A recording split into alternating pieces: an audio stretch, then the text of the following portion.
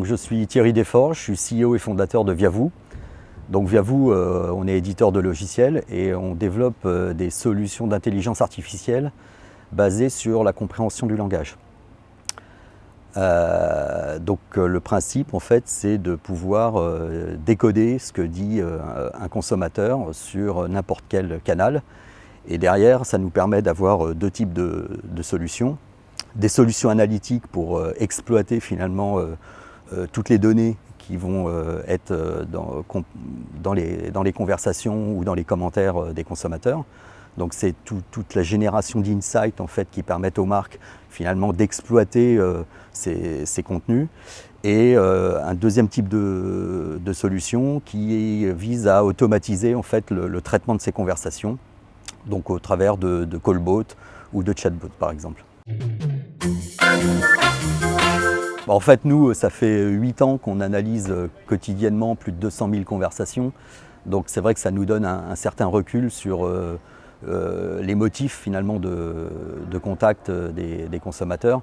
Également à travers tous les commentaires qu'ils vont pouvoir exprimer sur des sites d'avis, dans des enquêtes de satisfaction, sur les réseaux sociaux. Et en fait, ça nous permet d'avoir un panorama en continu de l'expérience client. Que ce soit sur les produits, le parcours client, les émotions exprimées, les réclamations, tout type de sujets qui caractérisent finalement l'expérience client dans ce cas-là de plus large. Et c'est vrai que l'expérience client, c'est souvent appréhendé finalement en bout de chaîne, c'est-à-dire à travers l'interaction du consommateur avec la marque, au travers de la qualité relationnelle. Alors que nous, ce qu'on observe à travers l'ensemble des conversations qu'on analyse, c'est que finalement, la qualité du produit, la qualité d'exécution de la prestation, ça reste quand même l'élément majeur. Et également le prix, finalement, le rapport qualité-prix du produit ou de la prestation, ça reste l'élément déterminant d'une expérience client réussie ou moins réussie. Alors évidemment, l'aspect relationnel compte, mais c'est vrai que ce qu'on peut observer, c'est que les marques mettent beaucoup le focus sur cette dimension, peut-être un peu au détriment de ce qui fait leur cœur de métier, c'est-à-dire soit l'innovation dans les produits, la fiabilité des produits, l'ergonomie des produits, tout ce qui concerne après l'exécution des process. Et là-dessus, on révèle beaucoup d'insights qui sont assez structurants pour les marques.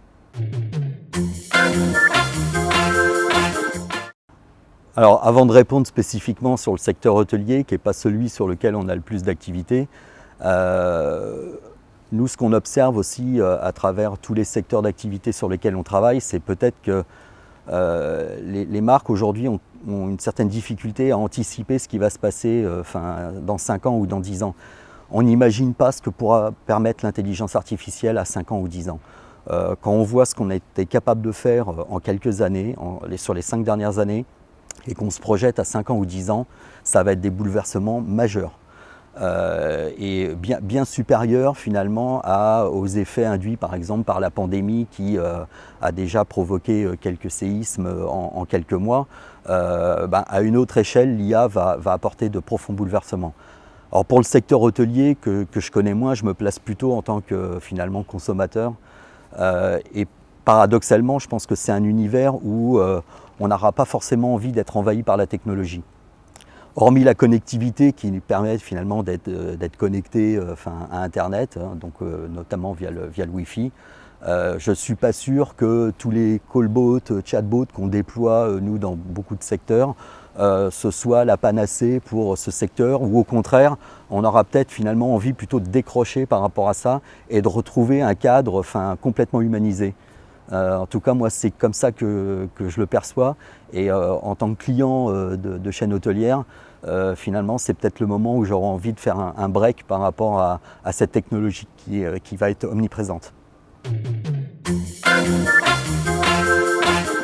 Et bien justement, dans le prolongement de ce que je disais, le point majeur, c'est finalement le dévouement du personnel.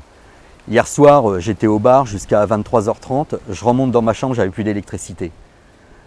Immédiatement, la conciergerie, l'accueil s'est mobilisé, ils sont venus dans ma chambre, ils ont essayé de trouver où était la panne. Au bout d'une demi-heure, ils ne l'ont pas trouvé.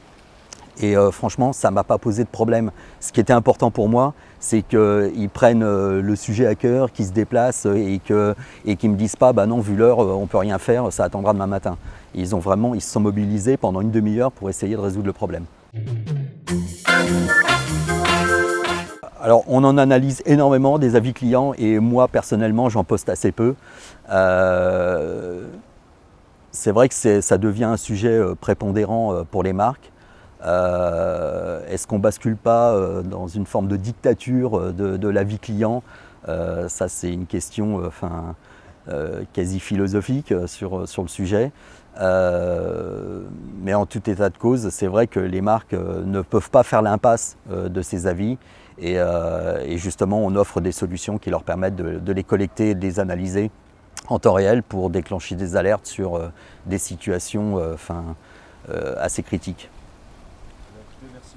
Merci.